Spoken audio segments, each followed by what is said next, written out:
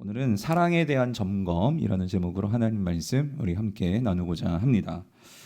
사랑하는 성도님들, 우리는 지난 2주에 걸쳐서 이 땅에 임하게 되는 이 영원한 하나님의 나라, 이 천국이 어떤 것이고 어떻게 임하게 되는지 이에 관해서 함께 말씀을 나누고 있습니다. 성도님들, 왜 하나님은 이 사도 요한에게 장차 이루어질 이 영원한 나라, 이 천국에 대해서 말씀해 주시는 것일까요? 왜 하나님은 이 마지막에 일어날 일들을 기록해 놓은 이 요한계시록을 저와 여러분들에게 주신 것일까요? 그것은 그러니까 단순히 미래는 이런 곳이야 라는 것을 알려주시기 위해서라기보다도 하나님께서 우리에게 장차 우리에게 주어질 일들을 알려주시는 것은 어떤 삶을 위해서일까요? 그것은 현재의 삶을 위해서라는 거예요. 요한계시록의 목적은 단순히 미래의 일들을 우리에게 알려주는, 그래서 우리를 막 두렵게 만들고 거기에 대해서 많은 심판들이 나오니까요. 그래서 막 걱정하게, 이게 아니고요. 하나님께서 그런 심판뿐만 아니라 그걸 넘어서 이 영원한 하나님의 나라를 우리에게 말씀해 주시는 것은 우리가 그러한 이 영광스러운 미래가 저와 여러분들에게 주어질 것을 우리가 알기 때문에 우리는 이 땅에서 어떻게 살아야 될까요? 담대함을 가지고 이 땅에서 왕같은 제사장, 하나님의 거룩한 백성으로서 아무리 힘들고 어려운 일이 우리에게 닥친다 할지라도 우리가 인내하면서 살아라.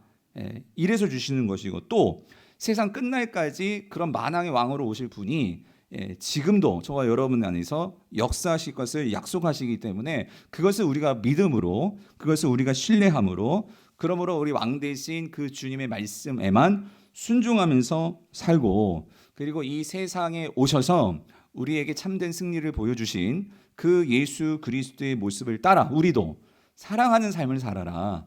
이것을 우리에게 당부하시고 이것을 우리에게 원하셔서 우리에게 주신 것이 바로 요한계시록 말씀이라는 거예요.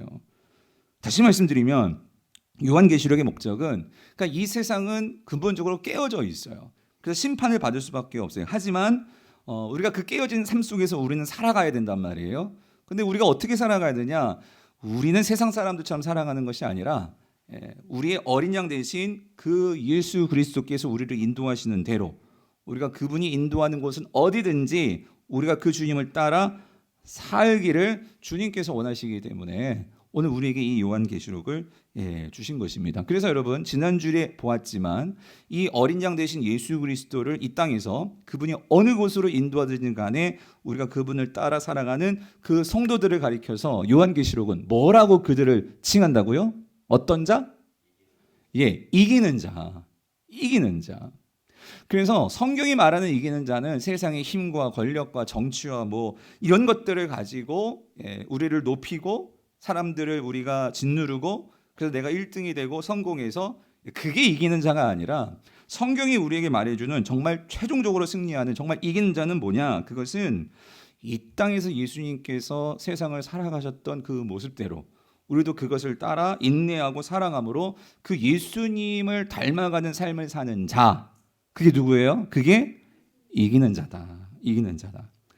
근데 여러분, 놀라운 것은 우리가 그렇게 예수님을 이 땅에서 따르고 살아가는 이기는 자가 되면 뭐가 생기느냐? 분명한 것은 먼저 내 자신의 삶에 변화가 생깁니다. 그렇죠? 그 예수 그리스도를 따라 그 주님의 생명이 나를 사로잡음으로 우리는 새로운 존재로 거듭날 뿐만 아니라 반드시 당연히 변화할 수밖에 없어요. 근데 여러분, 정말 놀랍고 신기한 것은 뭐냐면 그렇게 내가 변하게 되잖아요. 그러면 또 한 가지 변하게 되는 게 있는데 뭐가 변하냐면 나로 인해서 내 주변이 바뀌게 된다는 거예요. 즉, 나로 인해서 내가 관계하는 내 가족들, 내 직장에 있는 사람들, 내가 함께하는 사람들과의 관계가 바뀌게 되고, 내가 그렇게 세상을 살아가는 방식이 다르니까 이 세상도 비록 깨어진 세상이라 할지라도 이 세상이 바뀌어질 수 있다는 거예요. 여러분, 이게 놀라운 거예요. 왜 그러냐면 궁극적으로 이 세상은 이분이 오시면 완전히 바뀌게 됩니다. 누구죠? 예수 그리스도.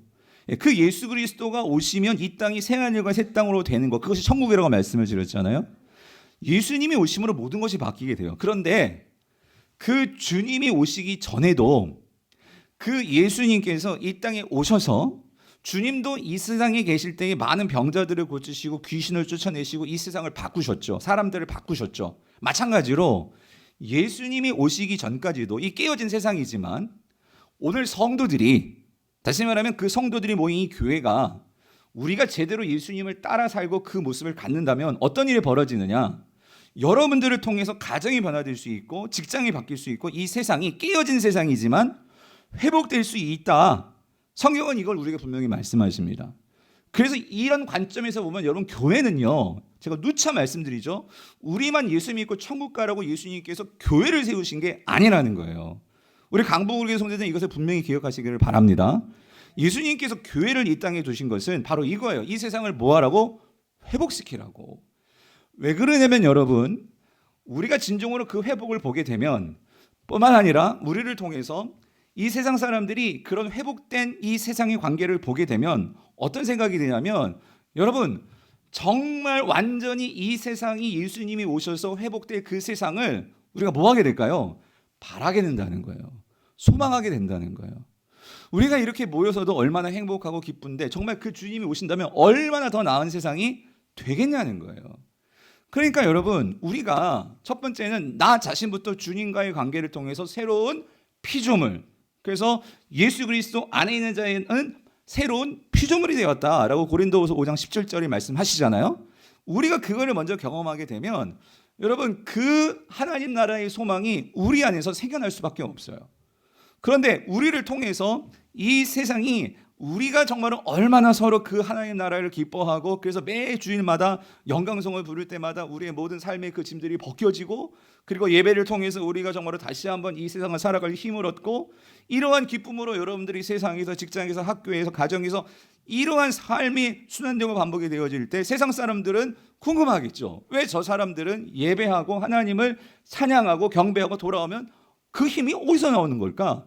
그러면서 이 세상 사람들도 뭐예요? 이 깨어진 세상 속에서 얼마나 피곤하고 얼마나 힘든 이 세상입니까? 그래서 여러분, 지금 너무 가슴이 아프잖아요. 국가적으로 지금 너무나 힘든 이 비참한 이 참사 속에서 정말 내 아들 같고 내 딸 같은, 저는 아니지만 여러분들 중에 이미 그런 나이 또래 아들들, 딸들 두신 분들 계시잖아요. 여러분, 만약에 우리 자녀가 정말 아무런 연고 없이 그냥 갔다가 그렇게 무고하게 죽는 아이들도 있고, 그런 일을 당했을 때 그게 얼마나 처참하고 얼마나 비통하고 얼마나 가슴 아프겠어요. 근데 여러분, 그게 그 현실이 단순히 거기에 갔기 때문이 아니라, 여러분, 이 세상은요, 깨어진 세상이기 때문에 이러한 이태원 참사 같은 일이 한 번 있었던 일이냐고요. 몇 년 전에도, 그 이전에도 숱한 이 세상에 이런 자본과 탐심과 욕심과 서로 책임지려고 하지 않고 오로지 성공만을 위해서 그렇게 몸부림치며 살아가는 이 세상 속에서 지금도 저기 세계 곳곳에서 전쟁, 기근, 질병, 자연재해 할 것 없이 그렇게 고통하며 눈물을 흘리며 살아가는 수많은 지구촌 사람들이 얼마나 많냐 말이죠. 이런 세상 속에서 우리가 살고 있는데, 그렇다면 하나님께서 왜 저와 여러분들을 영원한 하나님 나라의 소망을 주시고 구원을 주셨고, 그리고 오늘 우리가 이렇게 모여서 기도할 수 있도록, 우리 강북의료교회뿐만 아니라 쌍문 영광교회뿐만 아니라 이 주변의 모든 교회들이 왜 하나님께서 이 주일에 이렇게 모여서 예배하게 만들고 성도들을 이렇게 모이게 만들고 왜 그러시냐 말이죠. 여러분, 우리가 종교 행사하는 거 아니잖아요. 우리가 뭘 바라봐야 되는 거예요? 이 모든 것들이 회복될 나라들을 우리는 미리 알고, 그래서 그 나라를 소망만 하고 살아가는 것이 아니라 오늘 그것을 알기 때문에 저와 여러분들이 이 땅에서, 내가 있는 가정에서, 또 여러분들이 내일 들어가는 직장에서, 학교에서, 어느 곳이든 거기에서 진정한 성도로서, 왕 같은 제사장으로서, 그의 나라, 그의 소유된 백성으로서, 아, 내가 바로 그런 존재지. 아, 세상은 나로 인해서, 교회로 인해서 만물이 충만케 된다, 회복되는 거지. 이거를 알고 살아가도록 하나님께서 우리를 모이게 하셨다, 이 말입니다. 그래서 성도님들, 우리가 요한계시록을 딱 피면은요, 이제 점점 뒤로 가면서 미래에 되어질 일들을 우리에게 말씀을 하십니다. 그 안에는 심판도 있고 또 영광스러운 천국에 대한 모습도 있고 다 있습니다. 그런데 여러분이 요한계시록을 읽어본 성도님들은 아시겠지만 1장을 딱 피면은요, 1장에 뭐가 나오냐면 그 영광스러운 예수님의 모습이 나옵니다. 우리가 믿고 우리가 따르는 그 예수님이 어떤 분이신지에 대해서 이 지상에서는 우리가 상상할 수 없는 정말 놀라운 모습으로 1장이 말씀해 줍니다. 궁금하시면 집에 가서 읽어보세요. 1장이 그게 우리에게 말씀해 주시고, 그리고 나서 이어지는 2장과 3장이 뭐에 대한 말씀이죠? 뭐에 대한 말씀이에요? 교회에 대한 말씀이에요. 교회. 참 이것도 요한계시록의 구조가 그냥 나오는 게 아니고요. 그렇게 예수님을 보고 따라가는 자들이 누굽니까? 교회잖아요, 교회. 그래서 2장과 3장에서 이 일곱 교회는 일곱 교회, 이 소아시아의 일곱 교회에 대해서 주님께서 주시는 거기는 칭찬의 말씀도 있고 책망의 말씀도 있고 권면의 말씀도 있고 이 말씀을 주님께서 주시는 거예요. 그럼 우리가 이 질문을 해야 돼요. 무슨 질문? 그럼 왜 예수님께서 이 일곱 교회들에게 도대체 무슨 말씀을 주시는 걸까? 그리고 이 말씀을 왜 하시는 걸까? 자, 그거는요. 말씀드렸죠? 미래의 모든 되어질 일들을 주님께서 말씀하실 건데 자, 이제 요한계시록 뒤로 가면서요. 그런데 2장 3장에서 교회에게 이거를 짚는 거예요. 너희들이 먼저 내가 누구인지를 분명히 알고 그리고 두 번째 너희들이 교회가 왜 이 세상에 존재하는지 그리고 교회가 무슨 일을 해야 되는지 이거 똑똑히 알아야 돼. 이거를 주시는 말씀이 요한계시록 2장 3장에 나오는 일곱 교회를 향한 주님의 설교 말씀입니다. 그 가운데 오늘 우리가 첫 번째 교회를 보는 거예요. 이 첫 번째 교회가 어느 교회냐면 무슨 교회죠? 에베소 교회, 에베소 교회, 에베소 교회. 근데 여러분 뭐든지 이 첫 번째가 중요한데요. 이 에베소 교회는 좀 의미가 있습니다. 무슨 말이냐면 여러분 이 에베소 교회는요. 우리가 이 사도행전에서도 볼 때 이 에베소라는 지역도 그렇지만 하여튼 이 에베소 교회는요. 담임 목사들이 좀 대단합니다. 여러분 이 에베소 교회 누구를 통해서 개척이 되었죠? 바울사도입니다. 바울사도. 바울사도를 통해 처음 개척이 되었고 그리고 이 교회는 디모데를 통해서도 목회가 되었고 그리고 나중에 가서 누가 이 교회를 끝까지 지키냐면 누가? 사도 요한이. 요한이. 사도 요한이 이 교회를 목회를 합니다. 그러니까 여러분 대단하죠. 사도 바울에다가 예수님의 사랑하는 제자 사도 요한까지. 그리고 디모데는 누구예요? 바울의 가장 사랑하는 또 제자 아닙니까? 그러니까 쉽게 말하면 담임 목사들이 대단한 목사님들이 그 교회를 지나간 거예요. 뿐만 아니라 이 에베소 교회는요. 우리가 이제 일곱 교회가 나오는데 2장 3장에 나머지 6교회들은 사실 이 에베소 교회로부터 이제 분립 개척된 교회라고 봐도 상관이 없어요.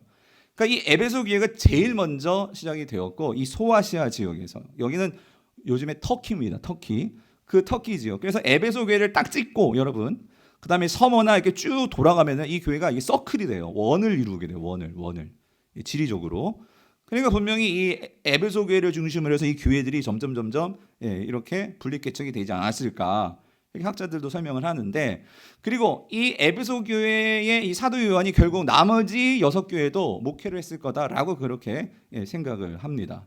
자, 이런 배경을 가지고 있고 또 한 가지 이 에베소라는 지역도 참 대단한 지역이에요. 이 에베소는요 그 당시 이 소아시아에서는 나머지 이 6개 도시보다도 이 에베소는요 가장 잘 사는 사람들이 많고 가장 번성하고 가장 돈이 많고 가장 크고 가장 향락적이고 가장 로마 문화가 정말로 가장 화려하게 들어가 있는 그러니까 모든 건축물도 그렇고 여기에는 이 에베소는 특히 아르테미스라는 이 여신을 섬기는데 그 지역에서 가장 큰 아데미 신전이 있었고 그리고 또 이 도시에는 다른 지역에도 다 있는 게 아니지만 이 지역에는 로마 황제를 섬기는 로마 황제의 신전도 있고 그러니까 한마디로 이 에베소라는 여긴 도시예요.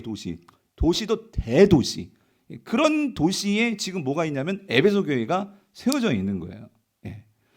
그러니까 여러분 우리가 한번 생각해 보세요. 그러니까 가장 최첨단 문화와 가장 잘 사는 사람들이 많고 가장 번화한 그러한 도시에 지금 교회가 있다 그 소리입니다. 그러면 사람들은요 다들 그렇게 잘 살고 모든 문화들을 누리고 하니까 모든 사람들이 또 돈도 많으니까 그런 향락에 빠지기 쉽고 그리고 로마의 그 크고 화려한 건축물이며 신전이며 이런 걸 보니까 사람들은 다 어때요? 막 거기 가야지만 뭔가 복을 받을 것 같고 뭐 이런 그런 문화 배경이란 말이죠. 이런 배경 속에 있는 에베소 교회를 향해서 예수님께서 먼저 뭘 말씀하시냐면 예수님이 누구신지를 먼저 말씀을 하십니다. 그게 오늘 1절입니다. 1절. 자, 1절을 같이 한번 읽어볼게요. 같이 읽어보겠습니다. 시작. 에베소 교회의 사자에게 편지하라.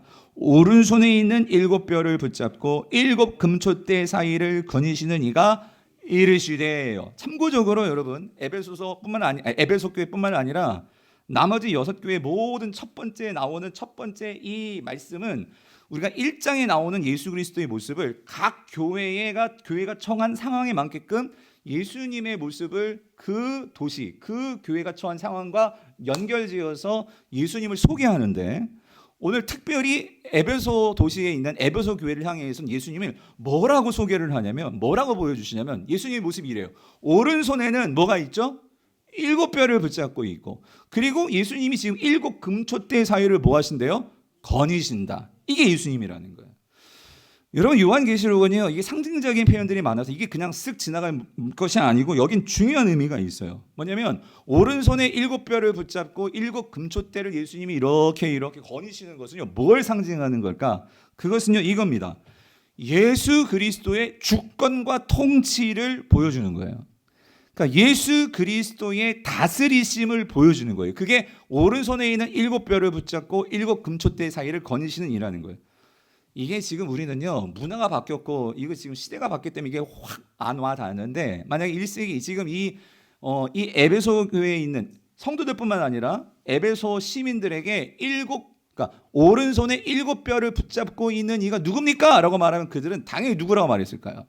특히 세상 사람들에게 말하면 로마 황제입니다. 예, 로마 황제예요. 그러니까 그들은 생각하기에 로마 황제의 신전까지 만들었다는 것은 로마 황제가 이제 신격화가 되어버렸어요. 그러니까 마치 북한 사람들이요, 그 김일성 수령과 이 김정은이 한마디에 모든 게 다 막 그냥 다 움직이고 막 하는 것도 그런 게 우상하잖아요. 그런데 여러분, 마찬가지입니다. 사진을 한번 보여주세요. 이 로마의 황제들이 어떤 짓들을 했냐면요, 이런 거예요. 자신들을 신격화해가지고, 지금 이게 도미티누스, 그 당시 사도 요한 당시 황제가 도미티누스 황제인데, 이 황제가 자신뿐만 아니라 이미 황제는 신이 되어 있었어요. 근데 자신뿐만 아니라 자신의 아들과 부인까지도 신격화해서, 이들이 주로 하는 일이 뭐냐면, 사람들이 그때나 이때나 제일 좋아하는 게 뭘까요? 돈입니다. 돈에다 누구를 새기냐면 자기를 새기는 거예요. 예. 자기를 새겨서 사람들이 돈을 쓸 때마다 누구를 바라보게? 예, 도미티누스 황제 보게. 그렇죠? 예, 그러면서 이 모든 것의 주인은 누구야? 로마 황제. 이걸 암묵적으로, 의식적으로, 무의식적으로 받아들이게 만드는 거죠. 근데 여러분, 여기 보시면 재밌는 게 뭐냐면, 이게 지금 도미티누스의 아들입니다. 도미티누스 아들이 10살 때 죽습니다. 죽으니까 이 황제가 완전 맛이 갔는지 그 아들을 신격화하려고, 죽었는데도 신이 되었다라고 하기 위해서, 이게 아들인데 지금 아들이 이게 어디 위에 앉아? 이게 지구입니다.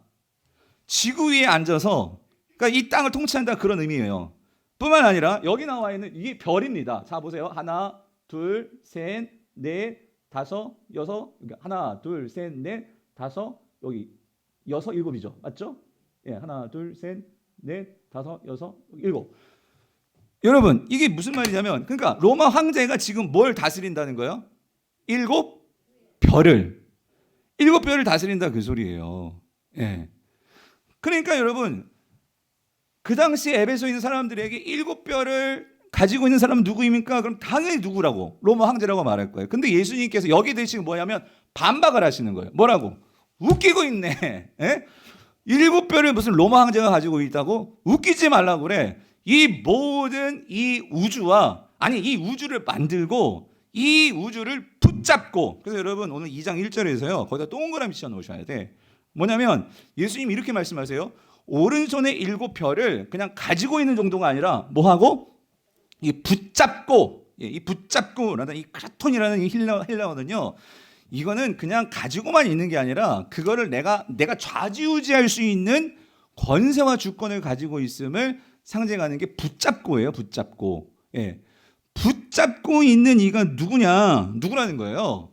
예수 그리스도시라는 거지. 그래서 오늘 여기서요, 오늘 이 예수님께서 이걸 말씀하시는 거예요. 지금 7별을 붙잡고 있는 것은, 그러니까 이 세상 모든 것을 붙잡고 있는 이는 나야, 예수 그리스도야. 그리고 더 나아가서 여러분, 요한계시록에서요, 그러니까 별은 빛을 발하잖아요. 빛을 내는 게 별이잖아요. 빛을 발하는데 이 7별의 정확한 실체는 요한계시록은 뭐라고 말하냐면요, 여러분 거기 1장 20절을 보세요. 1장 20절을 보면 같이 읽어볼게요. 시작.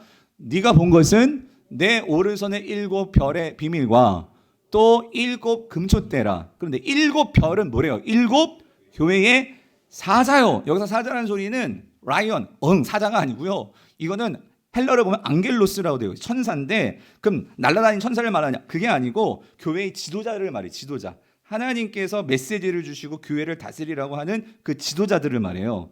그 지도자들. 그리고 7 촛대는 뭐라고요? 7 교회다라고 말씀하세요. 그러니까 다시 말하면 예수님께서 지금 7 별을 붙잡고 있다 이 말은 예수님은 온 천하 만물과 이 교회를 뭐예요?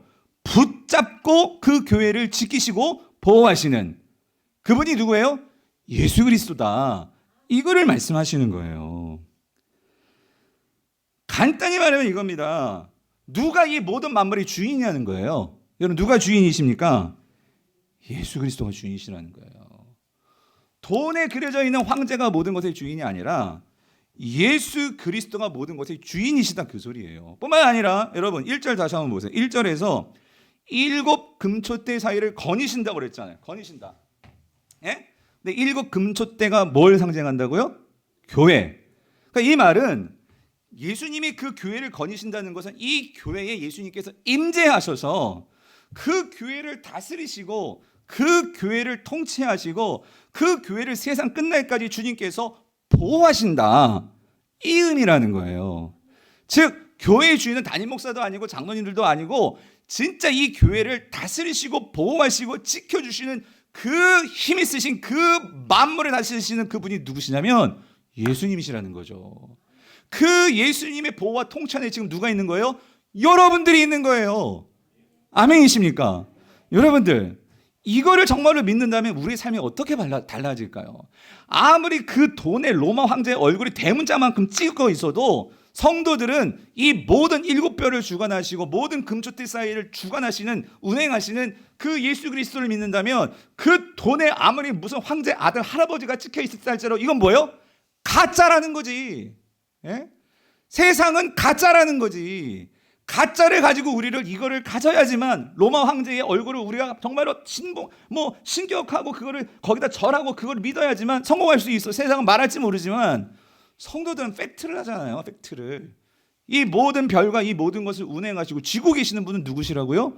예수 그리스도시라고. 그러니까 성도들은 이거를 믿고 예수님만을 퀴리어스 나의 주님이십니다라고 믿으니까 그의 목숨까지도 그의 모든 것까지도 다 주님께 내어 맡겼단 말이죠. 그런 점에서 여러분들께 묻습니다. 여러분의 삶의 주인은 누구십니까? 여러분 우리는 정말 그렇게 고백은 하는데 여러분 이거예요. 내가 만약에 정말 예수 그리스도를 나의 주인으로 모신다면 여러분 진짜 주인을 따르는 종은요 그 주인이 뭐라 말해도 그 말을 뭐해요? 순종합니다.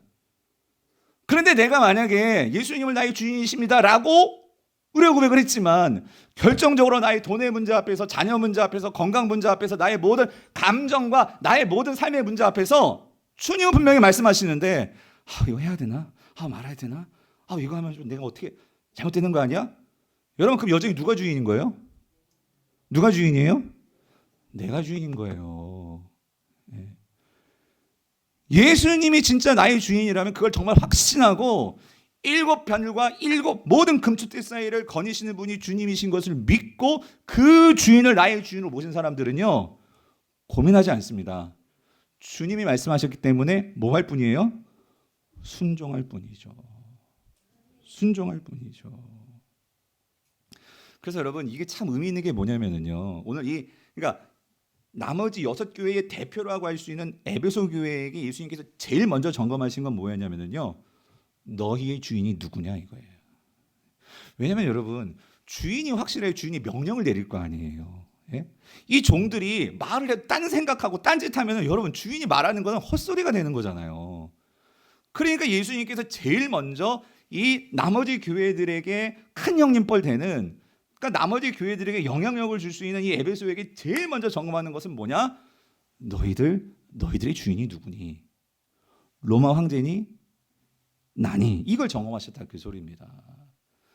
그런 점에서 여러분의 주인이 누구시냐고요. 이런 부분에서 우리가 흔들리는 부분이 있다면 우리는 회개해야 된다 그 소리입니다. 주님, 내가 오직 주님을 나의 영원한 주인으로 믿고 그 주님께 내 모든 것을 믿고 그분을 신뢰하며 따라가는 주님의 착한 종, 주님의 유일한 거룩한 신부가 되게 하여 주시옵소서. 여러분 이 에베소 교회는요. 그래서 주님께서 이거를 점검하시고 그 다음에 이어지는 말씀에는 자 무슨 말씀을 칭찬을 줘요. 칭찬을 하십니다. 이 에베소 교회가 잘한 점이 있었어요. 그게 뭐냐면 자 우리 2절 3절 같이 읽어볼게요. 2절 3절 같이 읽어볼게요. 학습 세례 받고 2절 3절 같이 읽어볼게요. 시작.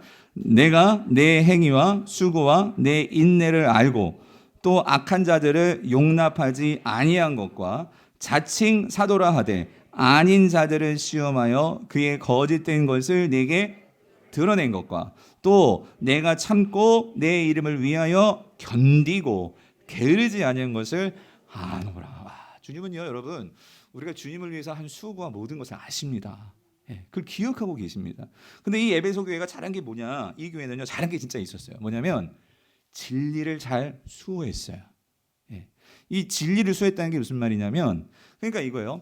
그러니까 제일 먼저 이 교회에 하나님의 말씀 진리를 가르쳐준 사람이 사도 바울이었잖아요. 그러니까 사도 바울이 가르쳐준 그 예수 그리스도의 이 복음, 하나님 나라의 복음, 그리고 이 디모데와 그리고 요한을 통해서 전해주시는 예수님의 그런 말씀들을 잘 기억하고 그것들을 지키는 일에 힘을 썼어요.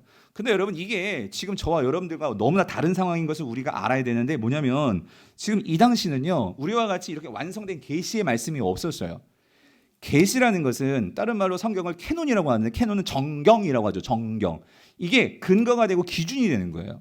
그러니까 우리 신앙의 기준이 확립이 되었어요. 우리가 이걸 따라가야 돼. 말씀만을 잘 따라가야 돼. 그리고 이것조차 어려워하시는 분들이 있기 때문에 이제 신학이라는 게 나오는 거예요. 신학이 나와서 이 말씀들을 또 학자들이 신학자들이 그걸 설명하고 정리해 놓은 게 예를 들어서 조직신학 뭐 이런 거죠. 교리를 정리해 놓은 교리신학. 근데 이 당시에는요. 그러니까 사도들을 통해서 예를 들어서 삼위일체 같은 교리요. 이거는 성경에 분명히 그 내용들이 나오는데 그것이 분명하게 정리가 안 돼서 그러니까 이 삼위일체 같은 경우에도 이 당시 이 초대교회 성도들에게는 여러 이단들이 많았단 말이에요. 예수님은 그 몸은 가짜고 영이 진짜고 뭐 이런 식으로 말이죠. 그러니까 여러 가지 거짓 사도들이 이 교회에 들어와서 숱한 이러한 설명들을 해내면서 성도들을요 헷갈리게 만들고, 그런데 이거를 통해서 어떤 일이 벌어지냐면 교회를 자꾸 갈라놓는 거예요. 자신들의 어떤 그런 이익을 위해서 사람들을 갈라놓고 그렇게 교회들을 분열시키는 일들이 있었단 말이죠. 그 대표적인 예가 오늘 본문에도 나와요. 6절입니다. 우리 6절 같이 한번 읽어볼게요. 6절을 보면은 같이 읽겠습니다. 시작. 오직 내게 이것이 있으니 네가 니골라당의 행위를 미워하는도다. 나도 이것을 미워하노라. 예수님께서 말씀하시죠. 이 니골라당이 그 당시 대표적인 이단입니다. 이단. 그러니까 무슨 말이냐면 이 니골라당은 이런 거예요. 학자들은 아마 영지주의의 영향을 받을 거다. 영지주의의 영향을 받았다면 이 영지주의가 뭐냐면 이런 거예요. 그러니까 영을 중요하게 여기고 몸은 하찮게 여겨. 그러니까 왜 그러냐면 어차피 우리가 이 땅에서 살다가 몸은 다 썩어 죽어가지고 다 흙으로 돌아갈 건데, 그러니까 그렇게 죽는 것은 그러니까 영원한 것은 우리의 영이니까 육신으로 하는 것은 결국 그렇게 중요하지 않다. 근데 이게 극단적으로 어디까지 가냐면 이런 분파. 윤리나 도덕, 즉 하나님 말씀을 우리가 육신을 가지고 지켜야 되잖아요. 그런데 그렇게 할 필요 없어. 우리 영만 하나님을 향하고 있으면 돼. 그러니까 이 땅에서 로마 방식대로 살고 우리의 육체가 그 향내를 즐기고 하는 것은 너희들 구원하고는 아무 상관이 없어. 왜? 우리의 영만 구원을 받으니까 우리의 생각만 주님 생각하면 돼. 이거를 요즘 우리식으로 말하면 이런 거예요. 야, 우리가 믿음으로만 구원을 받으니까 행위 별로 중요하지 않아. 아니, 우리가 행위로 구원받냐? 믿음으로 구원받지? 이러니까 우리 행위에 대해서 어떻게 생각해요? 믿음과 행위를 따로 분리시켜 만든단 말이에요. 근데 여러분 성경 어디를 봐도 성경은요 믿음과 행위가 따로놀지 않습니다. 내가 진짜 예수 그리스도를 믿는다면 예수님을 따라 사는 삶이 당연히 나오게 되어 있죠. 이거를 분리하지 않습니다. 근데 이단들은 이거를 분리하니까 성도들의 입장에서는 어때요? 나도 사실은 그 로마 황제 그거 갖고 싶거든요. 그거 갖고 싶어서 나도 세상에서 세상 사람들처럼 그렇게 성공하고 싶거든요. 그러니까 요즘 말로 말하면 교회 나오면서도 세상 사람들이 살아가는 방식대로 그렇게 살아가고, 이게 진짜 성도인지 이게 세상 사람인지 구분이 안 돼. 그런데 요거 하나만 묻는 거지. 내가 잘못하면 회개하면 하나님께서 용서해 주시고 나 천국 가. 요거 하나만 분명히 믿고 신앙을 견제하는 거예요. 니골라당이 그런 거다 그 소리. 니골라당이. 근데 예수님이 뭐래요? 나도 이것을 뭐한다? 미워하노라. 근데 에베소 교회 성도들이 잘한 게 뭐냐면요, 이거를 철저하게 배격했다 그 소리예요. 믿음과 삶이 분리되는 거 아니야. 그러니까 하나님의 말씀을 우리가 똑바로 지켜야 돼. 그래서 이 말씀을 수호하기 위해서 어떤 이단이 찾아와도 그 말씀을 분별하면서 그게 정말 사도들이 말한 말씀인가 아닌가를 분별하면서 이 진리를 수호하는 일에 힘썼다 그 소리입니다. 이거 잘했다 그 소리예요. 쉽게 말하면 오늘 이 에베소 교회는요, 그러니까 정통주의, 그러니까 정통을 중요하게 여기는, 그러니까 어떤 것도 세상에서 새로운 것이 들어오면 그거를 배격하는 이런 거예요. 이게 얘가 적절할지 모르겠지만 여러분 예전에 이런 거 있었잖아요. 지금은 이제 많이 바뀌었지만 예전에 교회에서 여러분 이거 상상해 보세요. 교회에서 드럼 치는 거 이거 가지고 막 어떤 교회들은 교회 드럼을 논에 만에 놓고 얼마나. 그리고 여러분 예배 시간에 박수 치면 돼요, 안 돼요? 안 돼요?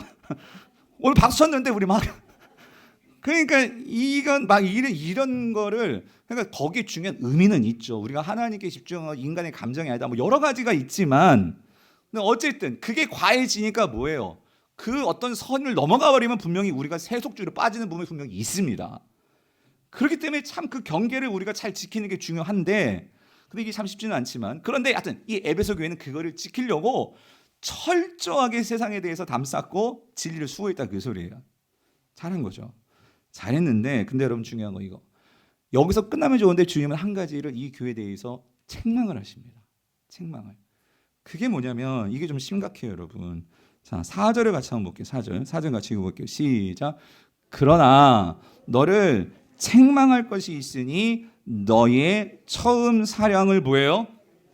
버렸다 이거예요. 버렸다. 사랑을 버렸다. 그러니까 에베소 교회의 치명적인 단점은 뭐냐면 어느 순간인가부터 사랑을 잃어버렸어요. 사랑을. 근데 예수님께서 이거를 다시 회복해라. 너 예전에 그러지 않았잖아. 그래서 회개하고 다시 이 부분을 새롭게 해라. 근데 만약에 너희들이 이걸 회개하지 않고 회복하지 않으면 너희들에게 엄청난 일이 있을 거야. 경고의 말씀을 주시는데 그게 5절이에요. 5절 같이 한번 읽어볼게요. 시작. 그러므로 어디서 떨어졌는지를 생각하고 회개하여 처음 행위를 가져라. 그러니까 무슨 말이에요? 여러분 행위가 사랑해야지가 아니라요. 실제 이들은 사랑을 표현하고 사랑을 했어요. 행위가 있었어요. 그러니까 너희들이 가졌던 이걸 갖고 구원을 받으라 그런 의미가 아니고요. 이 행위, 예수 그리스도를 믿음으로 너희들이 세상에서 보였던 그 행위, 이게 뭐예요? 사랑. 그 행위를 다시 가져라. 근데 여러분 그 뒤에 나오는 말이 어마무시해요.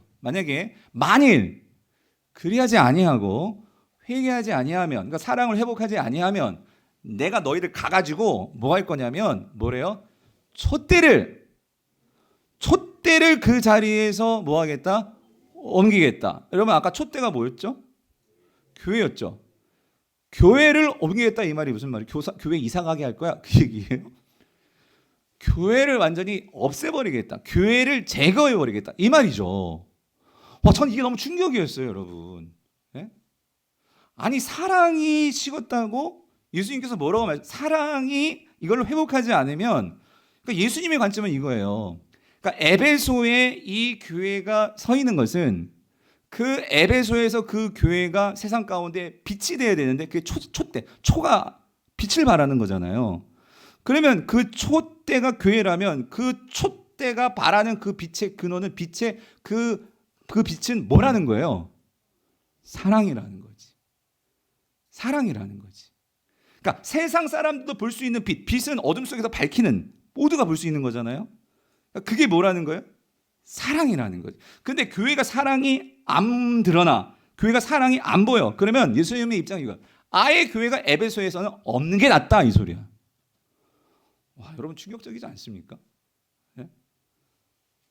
그런데 여러분 이게 예수님께서뿐만 아니라 그러니까 사도 바울도 그런 말씀을 들었겠죠. 고린도전서 13장 1절부터 3절 우리가 너무나 잘 아는 말씀이지만 오늘 좀 우리가 좀 준엄하게 좀 받을 말씀인 것 같아요. 같이 한번 읽어볼게요. 시작. 내가 사람의 방언과 천사의 말을 할지라도 사랑이 없으면 소리나는 구리와 울리는 꽹과리 되고. 여러분 우리가 얼마나 방언하기 원합니까? 예? 우리가 처음 예수님 믿으면 막 방언하고 싶어가지고 막 산기도 들기도 막 예?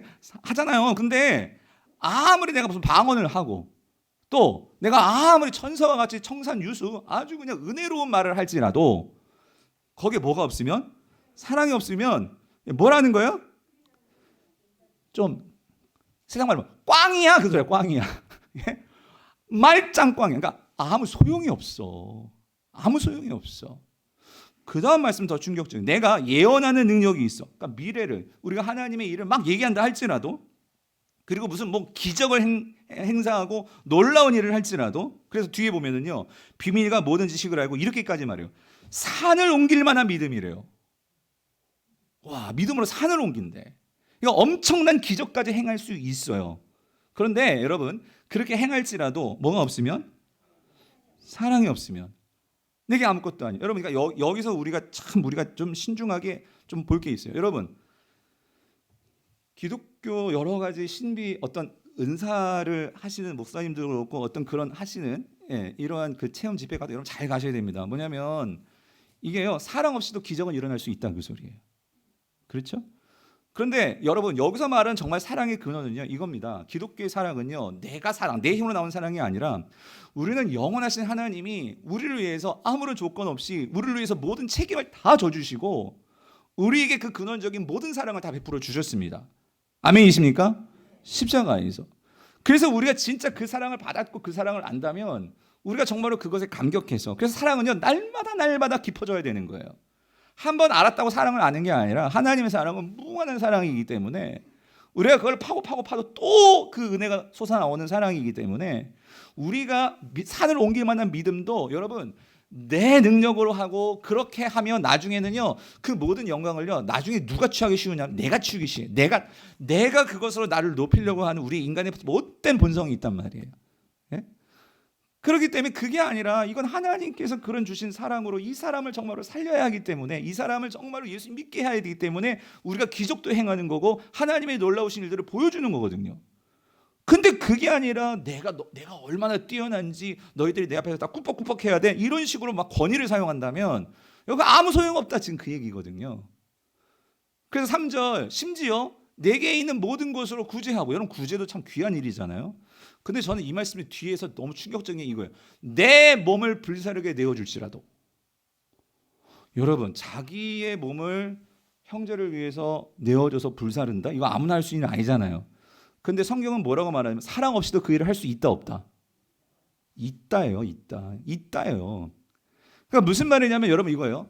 세상에도요, 예수님 안 믿어도 자기 목숨을 내놓는 사람들 많습니다. 남을 구원하기 위해서, 남을 구조하기 위해서. 그게 그래서 우리가 의인이라고 칭하잖아요, 세상에서도. 근데 여러분, 예수님 말씀의 핵심은 이거예요. 그러니까 여러분, 내가 이러한 모든 선행을 해가고 목숨까지 내놓고 이런 모든 일들이요, 여러분 사랑 없이도 나의 감정과 나의 어떤 마음으로 얼마든지 할 수 있다 그 소리예요. 근데 하나님이 원하시는 사랑, 하나님이 원하시는 것은 이거예요. 성도는 이 모든 일을 함에 있어서 그 힘은 어디서 나오는 거냐? 어디서 나온다고요? 사랑에서 나온다. 근데 이 사랑은 누구의 사랑이겠어요? 하나님으로 받은 사랑이겠지. 하나님으로부터 받은 사랑이란 말이죠.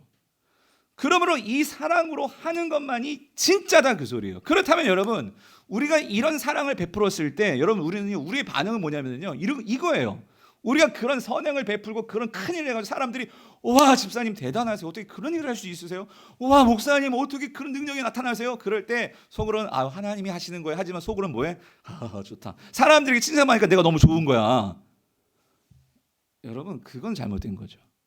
내가 진짜 이 모든 것이 하나님으로부터 하나님 준 사랑으로 내가 한 것을 알면은 우리는요, 겸손할 수밖에 없어요. 내가 한 게 아니고 하나님께서 주신 은혜로 하신 거죠. 한 거죠. 그래서 사랑하는 성도님들, 오늘 그 교회에서 사랑이 없어진다는 것은 그러니까 여러분 이겁니다. 우리 안에서 내가 정말로 받은 그 하나님의 사랑이 오늘 여러분 안에서 정말로 이 사랑이 정말로 내 안에서 충만하다면 그 사랑은요, 당연히 흘러나갈 수밖에 없어요. 왜? 하나님의 사랑이 너무나 크고 너무나 감사하기 때문에 그 사랑이 흘러나가서 그 사랑이 어디로 흘러가느냐? 형제의 사랑으로 흘러갈 수밖에 없다 그 소리입니다. 그러면 여러분 오늘 본문에서요, 구체적으로 오늘 본문이 그러면 지금 이 에베소 교회가 지금 너희가 처음 사랑을 잃어버렸다라고 말하는데 이 처음 사랑이 도대체 구체적으로 무슨 사랑이냐라고 우리가 묻는다면 여러분 누구를 향한 사랑일까요? 형제를 향한 사랑입니다. 형제를 향한 사랑. 이게 무슨 말이냐면 우리는 사실 그동안 이 말씀을 해석하고 설교를 들을 때 저도 그랬어요, 예전에.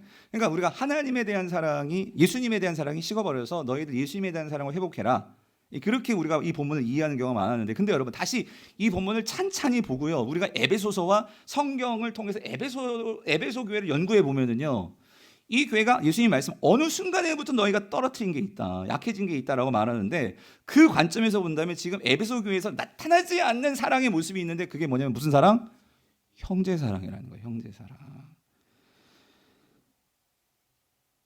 사실 여러분, 에베소 교회는 아까 봤죠, 진리를 수호한다는 것은 여러분 이건 예수님에 대한 그러한 사랑과 예수님에 대한 열심이 있기 때문에 이 일들을 하는 거거든요. 그래서 3절을 보세요. 3절을 보면, 자 보세요, 이렇게 말하죠. 또 네가 참고, 누구 이름을 위하여? 내 이름을 위하여, 예수님의 이름을 위하여 뭐 했어요? 견뎠습니다. 아무리 힘들어도. 그죠? 그리고 예수님을 위해서라면, 주님을 위해서라면 어떻게 했다고요? 게으르지 아니하였습니다. 내가 이걸 안다. 그러니까 이 말은 뭐냐면 이 교회는 예수님을 위해서라면 열심히 냈던 거예요. 그러니까 예수님에 대한 사랑은 있어요. 있단 말이에요. 내가 그거 알아. 근데 지금 이 교회의 문제가 뭐냐면, 그건 있는데 어느 순간인가부터 이 교회가 형제에 대한 사랑이 약해진 거예요. 근데 이게 이해가 돼요. 왜 형제의 사랑이 약해졌느냐? 이 교회가 지금 힘썼던 것은요, 진리 수호였어요. 그러니까 어떤 사람이 와가지고 이상한 말을 하면 이 교회는 뭐에 열심을 냈냐면, 그 사람을 평가하기 시작했어요. 평가하기. 이게 맞는지 틀리는지, 우리가 알고 있는 거하고 다르든지 이걸 평가하면서, 다르면은 이제 뭐 하기 시작해요? 정죄하고 비난하고, 거기에 대해서 어떻게 해요? 배척하고. 그러니까 진리 수호는 중요한데, 진리를 수호하려고 그렇게 하면서 이 교회가 놓쳐버린 게 있는 게 뭐냐면, 내가 옳음을 분명하게 지키기 위해서 다른 사람들에 대해서 그거를 이해하고 포용하고, 그게 아니고 거기에 대해서 정죄하고 비난하고, 거기에 대해서 그것을 따지면서 이 교회가 뭘 잃었다? 형제에 대한 뭐요? 사랑이 식어져 간 거예요. 이거를 인지하지 못했다, 그 소리입니다. 그래서 여러분, 에베소 교회가 처음부터 이랬을까요? 아니에요. 여러분 에베소서 1장 15절 16절을 보면은요, 같이 한번 읽어볼게요. 시작. 이로 말미암아 주 예수 안에서 너희 뭐예요? 믿음과, 이거는 예수님과 하나님을 향한 그 믿음 아니겠습니까? 그 사랑에 대한 믿음 아니겠습니까? 근데 이것이 뭐로 나타나면, 그 다음에 뭐요? 모든 성도들을 향한 뭐? 사랑을 나도 듣고. 이거 지금 누가 들은 거예요? 이건 사도 바울, 에베소 교회 사도 바울이 들은 거예요. 그러니까 사도 바울이 뭐래? 내가 기도할 때마다 그것을 기억하며 너희로 말미암아 그게 너무나 기뻐가지고 난 뭐해? 감사하고 있어. 감사하고 있어. 이랬던 교회가 에베소 교회였단 말이에요. 근데 이 교회가 시간이 지나면서 진리를 수호하고 정통을 중요하게 여긴다는 명분에 사로잡히다 보니까 역설적으로 다른 성도들 간에 있어서 서로 의심하고 불신하고, 서로 작은 것도 포용하지 못하고, 서로의 잘잘못을 따지고 비난하고 정죄하는 일에 빠져버렸다는 그 소리입니다. 근데 여러분, 이게 참 우리도 조심해야 되는 게, 근데 이걸요, 예수님께서, 여러분, 다른 사도들도 아니에요, 예수님께서 이러한 일이 이루어질 것을 분명히 경고하셨습니다. 예수님께서 종말에 대해서 말씀하시면서 예수님께서 제자들에게 이런 말씀을 하셨어요. 마태복음 24장 11절 12절 같이 한번 읽어볼게요. 시작. 거짓 선지자가 많이 일어나 많은 사람을 미혹하겠으며. 그러니까 에베소 교회는 이걸 철저히 막기 위해서 힘을 쓴 거예요. 이건 잘한 거죠. 그렇죠? 예수님께서 분명히 이 말씀을 하셨기 때문에 이 에베소 교회가 그 종말에 일어나 이 거짓 선지자들에 그걸 막기 위해서, 진리 수호를 위해서 그렇게 철저하게 가로막고 잘한 거예요. 근데 그걸 하면서 우리가 뭘 놓치지 말아야 되냐면, 근데 예수님이 이런 말씀하셨어요. 불법이 성함으로, 근데 많은 사람의 뭐가 식어진다고? 사랑이 식어질 거야. 이 말씀은 이거 조심해. 너희들이 진리를 수호하지만, 그런데 진리를 수호한다고 해서 서로에 대해서 그렇게 배격하고, 그렇게 막 서로 막 그냥 째려보고 막 서로 그렇게 정죄하고, 이건 조심해야 돼. 주님께서 분명히 말씀하셨는데 에베소 교회가 이 12절을 놓쳐버린 거죠. 12절을 놓쳐버린 거죠. 간혹 목회를 하다 보면 오늘 현대 교회에서도 이런 문제들이 참 많이 일어나는 것 같아요. 교회들이 막 법이요 막 하면서, 법 중요하죠. 근데 너무 법을 따지다 보니까 때로는 우리가 우리 안에 정말 진리를 수호하는 거 중요한데, 우리 안에 이 포용하고 서로 어떻게 하나 되려고 하는 이러한 모습들이 이게 짝해지는 거예요. 간혹 성도들 간에 우리 교회에서 갈등이 생겨서 제가 중재하기 위해서 두 성도님들 만나면 얘기를 각자 들어봐요. 들어보면 다 맞는 이야기예요. 그리고 다 교회를 너무나 사랑해요. 예, 교회를 위해서 헌신하신 분들이. 근데 한 가지 뭐냐면 보는 관점이 좀 달라. 예, 근데 이렇게도 볼 수 있고 이렇게도 볼 수 있어요. 근데 방향이 다르니까 문제는 서로 다른 방향을 바라보니까 이게 하나가 안 되는 거예요. 그러니까 중재가 안 되는 거고. 그리고 중재가 안 되니까 결국 나중에 어떻게 하냐, 서로 극단적으로 대립이 일어난단 말이죠. 근데 두 분을 보면서 이 경우를 보면서 근데 제가 안타까운 건 뭐냐면 이겁니다. 그러니까 교회를 사랑한다고 사랑하는데 근데 여러분 사랑도 사랑이지만 이분들이 놓치는 게 있더라는 게 놓치는 게 그게 뭘까요? 그거는 근본적으로 교회는 사랑한다고 하지만 서로를 향해서 서로 사랑하는 마음은 없어요. 예. 서로를 포용하고 서로 어떻게든지 그 마음을 맞추려고 하는 그런 마음이 없어요. 근데 여러분 여기서 우리가 이거 잘 기억하세요. 형제 사랑은요, 여러분 뭔가 맞아서 사랑하는 게 아니에요. 예. 형제 사랑은 나의 생각이 이 사람과 이 사람과 이게 맞아서 사랑하는 게 아니고 또 형편과 분위기가 맞아서 사랑하는 거 이거는 세상 사람들도 할 수 있고 생각에 맞으면 당연히 하나가 되죠. 그런데 여러분 기억하세요. 예수님께서 우리에게 특별히 교회에게 주신 형제 사랑의 그 근본은요 뭘까요? 뭘 따라서 하는 거예요? 주님의 명령에 따라서 하는 거예요. 예. 여러분 예수님께서 뭐라고 명령하셨습니까? 이 세 계명이라고 말씀하시면서 여러분 요한복음 13장 34절 35절에 교회를 향해서 주님께서 내가 새로운 계명으로 너에게 준다. 근데 뭐라고 말씀하세요? 같이 읽어볼게요. 시작. 새 계명을 너희에게 주노니 서로 사랑하라. 내가 너희를 사랑한 것 같이 너희도 서로 사랑하라. 너희가 서로 사랑하면 이로써 모든 사람이 너희가 뭐예요? 내 제자인 줄 알아요. 그러니까 여러분 이겁니다. 사랑은 해도 되고 안 해도 되고 아유 힘들어 못하겠어 이게 아니라 사랑은요 서로 사랑 이건 뭐예요? 계명이라는 거예요. 계명. 너희들이 하나님 나라의 백성들이고 너희들이 정말 교회의 성도고 너희들이 장차 들어갈 사랑의 나라 하나님 나라를 바라보는 성도라면 하나님 나라 올 때까지 이거 연습하고 와야 돼. 아니 이거 지키려고 몸부림쳐야 돼. 내 상황과 형편과 마음마저 사랑하는 것이 아니라 내 생각이 다르고 내 주관이 다르고 내 고정관념이 다르고 다 다를지라도 너희들이 뭐 여러분 아까 고백하셨잖아요. 나의 주님은 누구시라고? 누구시라고? 예수님이라고. 그러면 우리는 그 주님의 명령에 어떻게 해야 돼요? 따라야지. 그게 종이잖아요. 그게 백성이잖아요. 사랑하는 성도님들, 오늘 하나님께서 이 에베소 교회를 주시는 이 사랑의 점검을 우리가 받아야 될 줄 믿습니다.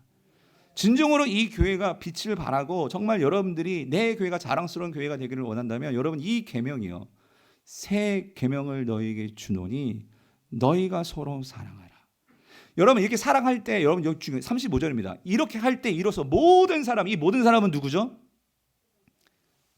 예, 세상 사람들이에요. 이 교회 가면 성도들이요 어쨌든 서로 사랑하려고 막 애를 써. 막 서로 퍼주고 서로 막 사랑하려고 애를 써. 그러니까 그런 모습들이 그러니까 여러분의 순모임에 누구를 제가 왜 초대하라고 하면 순모임 오면 막 서로가 서로를 막 축복해주고 위로해주고 격려해주고 등 두들겨주고 막 이런 모습을 보면 세상 사람 나도 등 두들기 받고 싶은 거예요. 나도 좀 이렇게 기도 받고 싶은 거예요. 그런 사랑을 받고 싶은 거예요. 왜 이 세상에는요 다 이익적이고 도구적이고 다 그런 목적지향적인 사랑이지 아무런 조건 없이 아무런 이유 없이 나를 그렇게 사랑해주고 격려해주고 만져주고 그런 게 없거든요. 그러니까 그런 것이 교회 오면 느껴지니까 좋으니까 세상 사람들도 그것들을 보면서 아, 이 사람들은 정말 누구 제자야? 예수님 제자구나. 이거를 보게 된다 그 소리죠. 이번에 이 설교 준비를 하는데 어떤 한 성도님이 지난주에 전화를 주시고 저를 찾아오셨어요. 찾아오셔가지고 그래서 왜 전화하셨을까 막 궁금했죠 전날. 근데 만났는데 이런저런 얘기를 하다가 이 집사님 나중에 봉투 하나를 전해주시는 거예요. 저한테 봉투 하나를 전해주시면서 예, 이 집사님이 그러시는 거예요. 그러니까 제가 평소에 너무나 이렇게 하나님께서 마음을 주셔서 예, 어떤 다른 한 집사님이 참 마음에 있었는데 그냥 그 집사님이 참 어려움을 당하셨거든요. 그래가지고 하나님께서 계속해서 자기에게 그 집사님에 대한 마음을 주시고 그 집사님을 좀 도와주고 싶은 그런 마음을 주셨다는 거예요. 그래서 자기가 이거 작지만 목사님 작지만 좀 그분에게 전달해 주셨으면 좋겠어요.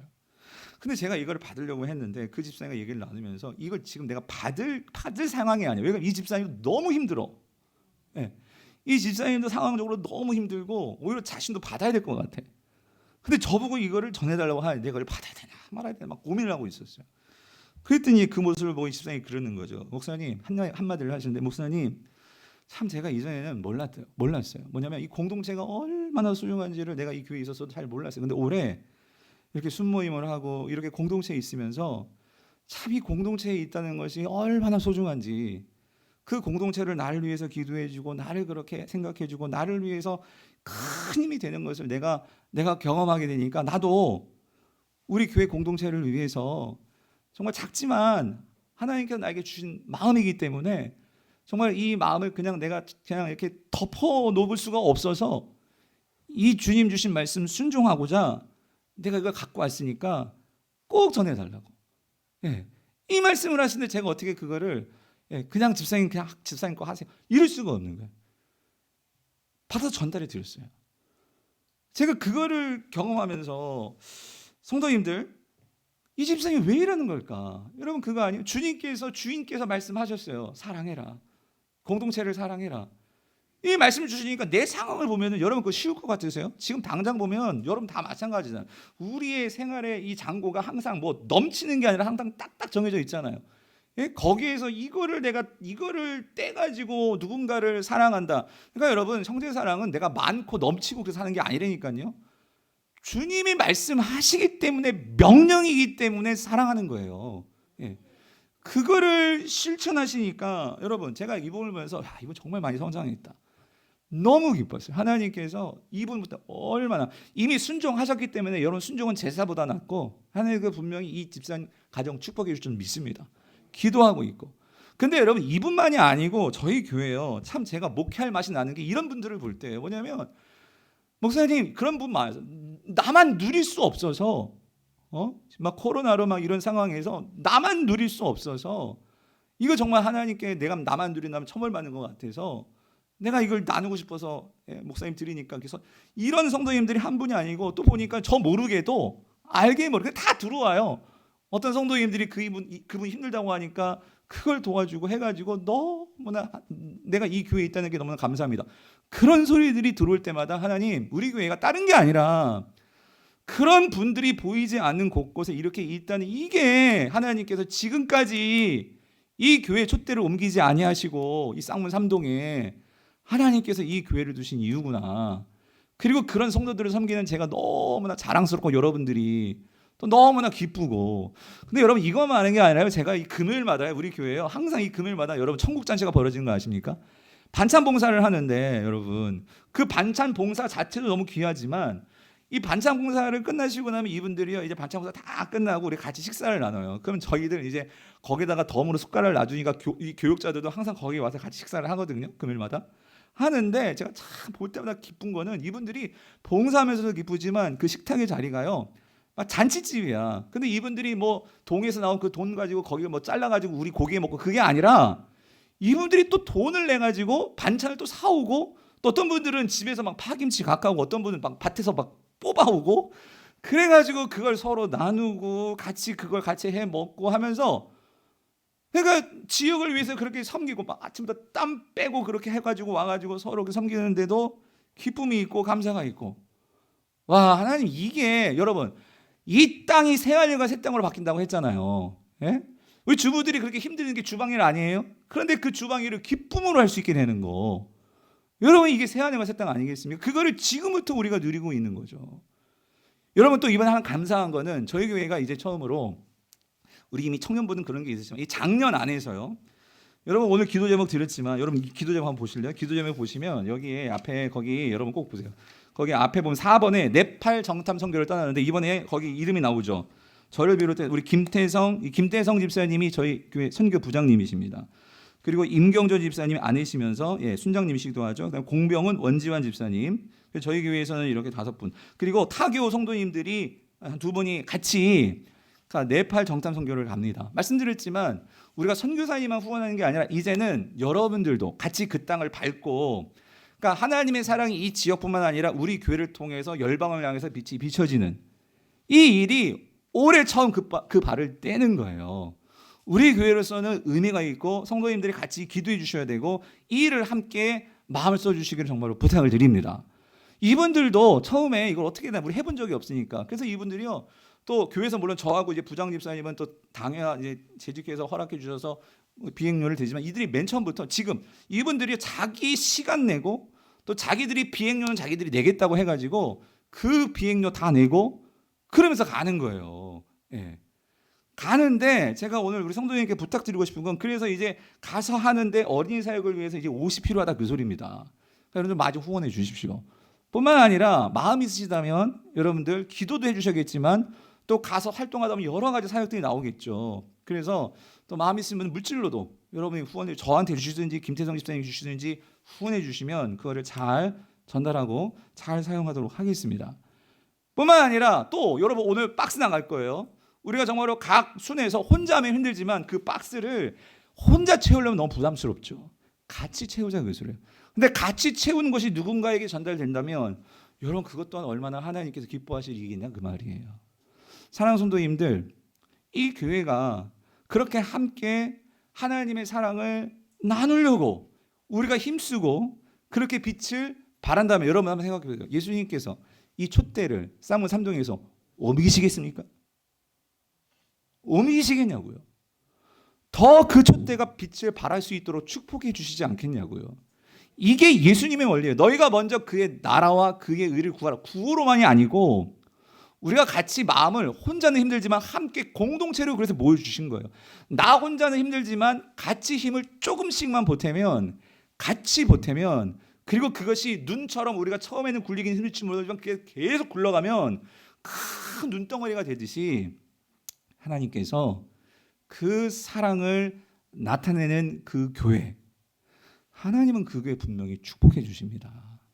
바라기는 우리 모든 성도님들이 오늘 우리 강북 우리 교회가 오늘 에베소 교회에게 주님께서 주시는 이 사랑의 점검이 오늘 저뿐만 아니라 우리 각자에게 나는 과연 나의 주인은 누구신가? 그리고 나는 그 주님의 명령에 따라서 어떻게 순종하고 사랑했는가? 이것들을 우리가 점검하셔서 하나님께서 더 여러분의 삶에 부어주시고 그래서 여러분 다른 사람들보다 여러분이 한 가지 더 가진 것이 있다면 그거는요 분명해요. 같이 나누라고 주신 거예요. 그것을 같이 나눌 때 하나님께서 우리를 통해 더 놀라운 일들을 행하여 주실 줄 믿습니다. 이 일에 쓰임받는 저 여러분 될 수 있기를 축원합니다.